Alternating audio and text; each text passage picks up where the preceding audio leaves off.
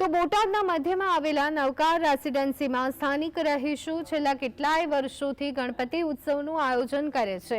આ રેસિડેન્સીના એબીસીડી વિંગના તમામ ફ્લેટ ધારકો આ આયોજનમાં ઉમળકાથી ભાગ લેતા હોય છે। દર વર્ષે નવરાત્રિ ગણેશોત્સવ અચૂકથી ઉજવવામાં આવે છે।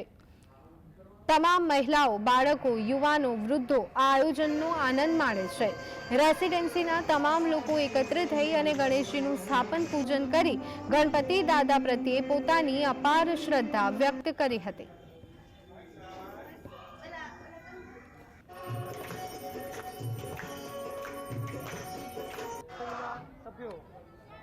પોતાના ઘરેથી જાતે બનાવીને અલગ અલગ કહી શકાય 56 ભોગની સામગ્રી લાવી અને ગણપતિ દાદાના ચરણોમાં 56 ભોગનો ભોગ અર્પણ કરેલ છે અને લોકો ખૂબ જ આજે આનંદ અનુભવી રહ્યા છે।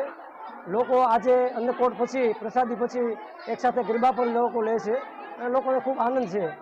છેલ્લા 5 વર્ષથી અમે નવકારમાં ગણપતિ મહોત્સવ કરીએ છીએ અને આ 6ઠું વર્ષ છે।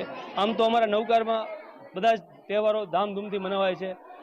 નવરાત્રિ હોય, ગણપતિ ઉત્સવ હોય કે કોઈ દીક્ષાર્થીનું સન્માન કરવાનું હોય કે ભગવાન શ્રી સ્વામિનારાયણ ભગવાનના સંતો આવીને સત્સંગ કરવાનો હોય, દરેક ધર્મની ઉજવણી ધામધૂમથી અમે દરેક હળીમળીને કરીએ છીએ અને દરેક પ્રસંગમાં દરેક વિંગના એક સાથે હળીમળીને દરેક ધર્મની ઉજવણી કરીએ છીએ।